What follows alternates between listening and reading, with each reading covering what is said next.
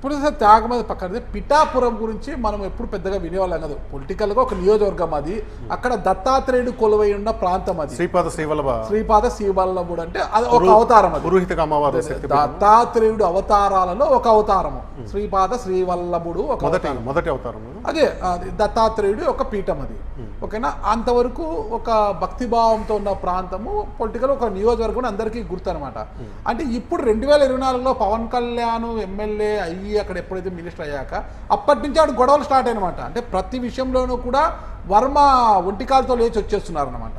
ఓకేనా. ఇది అన్యాయం. ఇది ఇప్పుడు మొన్న జరిగిన పరా కార్యాలయంలో జరిగిన ప్రభుత్వ కార్యక్రమంలో చంద్రబాబు ఫోటో లేదని అంత గొడవ చేయడానికంటే చంద్రబాబు గుడ్ లుక్స్లో ఆయన ఉండాలనుకుంటున్నారా, లేకపోతే అసలు ఎందుకు అంత చంద్రబాబు నాయుడు ఏమైనా నా ఫోటోలు పెట్టమని అందరినీ చోట్ల అడిగాడా? వేరే చోట్ల వేరే 20 మంది ఎమ్మెల్యేలు ఉన్నారు, అక్కడ ఈ గొడవలు జరుగుతున్నాయి, కేవలం ఇక్కడ మాత్రం ఎందుకు జరుగుతున్నాయి? ప్లస్ పడా కార్యక్రమంలో ఏం జరిగిందో కూడా ఆ రోజు తర్వాత ఈవెన్ ప్రధానమైన ఛానల్లో కూడా లోపల ఏదైతే వేదిక ఉందో, ఎక్కడైతే చెక్కుల పంపిణీ జరుగుతుందో దీని వెనక చంద్రబాబు నాయుడు ఫోటో పెద్దది ఉంది, పవన్ కళ్యాణ్ ఫోటో పెద్దది ఉంది. ఫోటో లేనిది ఎక్కడ? Deputy CM Pithapuram MLA Pawan Kalyan గారి స్వాగతం అంటూ ఆఫీస్ ముందు పెట్టిన దాని మీద లేదు. మీ పేరుతో స్వాగతం పెట్టినప్పుడు అందరి ఫోటోలు ఎందుకు ఉంటాయి? దాని మీద మీ పేరుతో ఉంటుంది కదా, వేదిక మీద పెట్టారు కదా అని జనసేన వాళ్ళ ఆర్గ్యుమెంట్. అది వింటాను కూడా సహజంగా అనిపిస్తుంది. మీకు ఎవరి పేరుతో ఆహ్వానం చెప్పి వాళ్ళ ఫోటో ఉంటుంది, కానీ ప్రతిదీ ఉండాల్సిన అవసరం లేదు, ఉండదు కూడా కదా. ఫోటో కోసం అంత గొడవ ఎందుకు అంటూ చంద్రబాబు నాయుడు గారిని నిన్నటి రోజు మందలించారు కదా.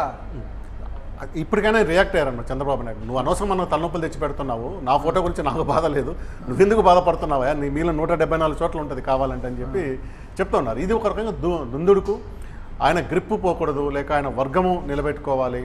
ఇప్పుడు ఆయనతో మీకు వర్మది చూస్తే ఇప్పుడు వర్మ పక్కన ఎవరున్నారు గతంలో ఉన్న వాళ్ళంటే నాకు తెలిసి కాపు సామాజిక వర్గం నుంచి ఒకే ఒక ఆయన ఉంటాడు, కొండేపూడి ప్రకాష్ అని.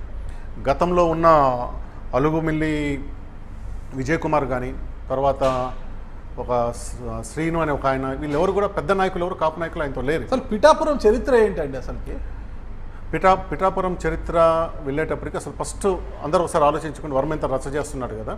వరుసగా 2 సార్లు ఎవరు గెలిచారు పిఠాపురం నుంచి? ఇద్దరు గెలిచారు. లేక టీడీపీ ఆవిర్భావం తర్వాత ఒకే ఒకళ్ళు గెలిచారు. వెన్నా నాగేశ్వరరావు గారు 1983-85 టీడీపీ తరఫున గెలిచారు. అంతకుముందు ఎప్పుడో పాతకాలంలో 1967-72లో యాళ్ళ సూర్యనారాయణమూర్తి గారిని గెలిచారు. ఆ తర్వాత ఎప్పుడు కూడా గత 8 ఎన్నికల్లో వరుసగా మారుతూ వస్తూ ఉన్నారు. ఇప్పుడు కూడా ఏ పార్టీ కూడా వరుసగా 2 సార్లు ఏ క్యాండిడేట్ కూడా గెలవలేదు. వర్మనే ఉదాహరణ కదా. 2009లో ఓడిపోయాడు, 14లో రెబల్ గెలిచాడు, మళ్ళీ 19లో ఓడిపోయాడు ఆయన. ఎవరికి కూడా ఇది కంచుకోట కాదు. పిఠాపురం అనేది ఎవరికి కంచుకోట కాదు. పిఠాపురం జమీందారు నుంచి మనం చూసుకుంటూ ఉన్నప్పుడు ఇక్కడ కంచుకోట కాదు. ఈ ప్రాంతము పిఠాపురం అనేది 90,000 ఓట్లున్న కాపు ఓట్లున్న నియోజకవర్గము. 90,000 కాపు ఓట్లు అంటే అది వన్ సైడెడ్గా ఎవరు సపోర్ట్ చేస్తే వాళ్ళు గెలుస్తారు. వర్మ గెలిచినట్టే కాపులు ఓట్లు లేకుండా గెలవడు కదా. ఆ రోజు రెబల్గా వచ్చిన దాంట్లో 47,000 మెజార్టీతో గెలిచాడు. ఆ రోజు 2014లో వచ్చిన మెజార్టీలో చూస్తే ఇతను 5వ వాడు 6వ వాడు. అప్పుడు జగన్మోహన్ రెడ్డి నెంబర్ 1 ఉండే, ఆ తర్వాత మన కోడుమూరు నుంచి మణిగాంధీ ఉండే, చంద్రబాబు నాయుడు ఉండే, ఆ తర్వాత వెలగపూడి రామకృష్ణ, ఆ తర్వాత నాకు తెలిసి ఈయన 5వ ఆడో ఉంటాడు. అంత మెజార్టీ వచ్చిందంటే కేవలం 90,000 మంది ఉన్న కాపులు వేయకుండా ఆయనకు వచ్చిందా, లేక మిగిలిన వాళ్ళు సపోర్ట్ చేయకుండా వస్తుందా? అప్పుడు టీడీపీ క్యాండిడేట్ పోతుల విషయంకి ఎన్ని వచ్చింది? ఆయన కాపు నాయకుడైనా ఆయనకి ఎంత వచ్చింది? 16,000-17,000 ఓట్లు వచ్చింది. ఆయన పెద్ద పోతుల విద్యా సంస్థలకి పెద్ద ఇన్స్టిట్యూషన్ కూడా కదా.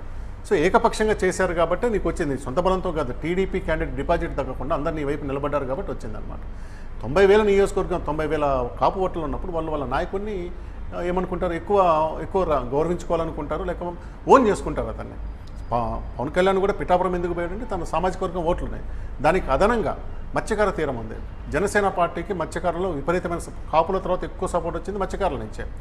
కాపుల తర్వాత మనకు యాదవ, తర్వాత పద్మశాలి, మత్స్యకార, ఈ 3 కలిసి దాదాపు 60,000 ఓట్లు ఉన్నాయి. ఈ 2 సామాజిక వర్గం చూసినప్పుడు 150,000 ఓట్లు ఉన్నాయి కాబట్టి కంఫర్టబుల్ జోన్ అనుకుని వెళ్ళారనమాట. సో నేను మొదటి చెప్పినట్టుగా 2 సార్లు గెలిచింది మనకు వెన్నా నాగేశ్వరరావు గారు గెలిచి మారుతూ వస్తూ ఉన్నారు. పిఠాపురంలో ఒక సంస్కృతి ఉందండి. చాలామందికి అంటే వర్మకు కూడా తెలుసోలేదు, ఇది సానుభూతి వల్ల గెలుస్తూ ఉంటారు. ఈయన ఒకడే ఇండిపెండెంట్ గెలు, ఎందుకంటే ముందు 2 ఇండిపెండెంట్లు గెలిచారు, రెబల్గా గెలిచారు. 1994లో సంగిశెట్టి వీరభద్రరావు గారు ఉండేవారు. ఆయన అంతకుముందు ఎన్నికల్లో 94 ఎన్నికల్లో ఓడిపోయినారు కాంగ్రెస్ తరఫున. 99కి వచ్చేసరికి ఆయనకు టికెట్ ఇవ్వకుండా ఆ రోజు సిట్టింగ్ మున్సిపల్ చైర్మన్గా ఉన్న దేవరాపల్లి రాజేశ్వరి దేవి అని వెలమ కమ్యూనిటీ ఆమెకి టికెట్ ఇచ్చారు. ఈయన రెబల్గా వేస్తే ఈయన గెలిచాడు. అంటే మొదటి రెబల్ గెలిచింది సంగిశెట్టి వీరభద్రరావు గారు గెలిచారు, ఈయన కాదు. మళ్ళీ 2004కు వచ్చేటప్పటికి ఎక్కడైతే పెడెం దొరబాబు అనే ఆయన ఓడిపోయి ఉన్నాడు అక్కడ బీజేపీ తరఫున. 99లో బీజేపీ తరఫున ఓడిపోయినాడు ఆయన. ఈయన మళ్ళీ 2004లో బీజేపీ తరఫున వేస్తే 2004 రాజశేఖర రెడ్డి హవా టీడీపీ హవా ఎంత ఉందో మీకు తెలుసు. కరెక్ట్, ఆయన గెలిచాడు. మొత్తం 19 నియోజకవర్గాలు ఉన్న తూర్పుగోదావరిలో 2 టీడీపీ బీజేపీ కొడుకు గెలిచింది. ఒకటి తుని నుంచి యనమల రామకృష్ణుడు గెలిస్తే, రెండోది పిఠాపురం నుంచి బీజేపీ తరఫున దొరబాబు గెలిచాడు. అవును, పెండం దొరబాబు గెలిచాడు. ఎందుకు? కేవలం సానుభూతి. 99లో ఓడిపోయిన సానుభూతి వల్ల ఆయన కలిసి వచ్చింది. అది వీళ్ళిద్దరు సానుభూతితో గెలిచారు. ఆ తర్వాత వర్మ, ఎందుకంటే ఆయన 2009లో కేవలం 1037 ఓట్లతో ఓడిపోయినాడు. ప్రజారాజ్యము వచ్చిన ఎన్నికది 2009. అంతవరకు టీడీపీలో జెడ్పీ చైర్మన్గా రాజ్యసభ సభ్యురాలుగా ఉన్న వంగ గీత గారు వచ్చారు. తర్వాత ఈయన ఇది మన వర్మ ఆల్రెడీ రాజకీయాల్లో ఉన్నాడు, ఆయన ఉన్నాడు. తర్వాత ముద్దగడ పద్మనాభం గారు మొదటిసారి, అంటే చాలా కాలం తర్వాత 94 తర్వాత తిరిగి కాంగ్రెస్లో చేరి కాంగ్రెస్ క్యాండిడేట్గా పోటీ చేశారు. అంటే ఇద్దరు బలమైన కాపు సామాజిక వర్గాలు పోటీ చేస్తే అక్కడికి ప్రజారాజ్యం ఒక 1000 ఓట్లతో వంగ గీత గెలిచారనమాట. ఈయన 1000 ఓట్లతో ఓడిపోయినారని సానుభూతి ఉంది. ప్లస్ ఈయన కంటిన్యూ చేస్తూ వచ్చారు. ఏమంటారు, 2009 ఎన్నికల వరకు చేస్తూ వచ్చారు. 2009 కంటిన్యూ చేస్తూ వచ్చారు. 2009 నుంచి 14 మధ్య ఈయన ఫైటర్ చేస్తూ వచ్చారు. 14లో కూడా ఈయనకి టికెట్ వచ్చింది. అయితే ఏమైందంటే, ఆ రోజున అవసరాలు అయితే కాకినాడ ఎంపీగా పోతుల విశ్వాన్ని చాలా కాలంగా వాళ్ళు ప్రచారం చేశారు. కానీ చివరి నిమిషంలో ఏమైందంటే, ఈయనని తీసుకొచ్చి ఇక్కడ వేరే వాళ్ళని అక్కడ అకామిడేట్ చేయాల్సి వచ్చింది. అకామిడేట్ చేసే క్రమంలో ఈయనను తీసుకొచ్చి ఇక్కడ పిఠాపురం దానికి ఇచ్చారు, పక్కనే ఉంది కదా అని. అప్పుడు ఈయన రెబల్గా వేశాడు. దానివల్ల సానుభూతి. నేను ఇంతకాలం ఓడిపోయిన వాళ్ళ పట్ల సానుభూతి వచ్చి మీకు 2 ఉదాహరణలు చెప్పాను. నేను పెండం దొరబాబు చెప్పాను, సంగశెట్టి భద్రరావు చెప్పాను. ఆ సానుభూతి కలిసి రావడం, ప్లస్ ఈయనకున్న రెబెలియస్ నేచర్ వల్ల ప్రజలకు కూడా ఆదరణ రావడం వల్ల ఈయన గెలవటం జరిగిందనమాట. సో సానుభూతి పావనం అనేది మనకు పిఠాపురంలో మొదటి నుంచి పనిచేస్తారు. వర్మనే కాదు, వర్మ కన్నా ముందు ఇద్దరు ఈ విషయంలో గెలిచిన్నారు. నిన్న కొట్టుకుంది కూడా దొరబాబు వర్సెస్ వర్మనే. దొరబాబు ఏమీ మామూలు నాయకుడేం కాదు. ఆయన కూడా బీజేపీ తరఫున గెలిచినాడు, వైసీపీ తరఫున గెలిచినాడు. కృష్ణంరాజు ఏమంటారు, మొదటి నుంచి ఆయన శిష్యుడిగా వచ్చి ఉన్న మనిషి అని. ఈయనకి ఇంకా రకంగా చెప్పాలంటే వర్మ కన్నా సీనియర్ ఆయన. చాలా పెద్ద మనిషి కూడా.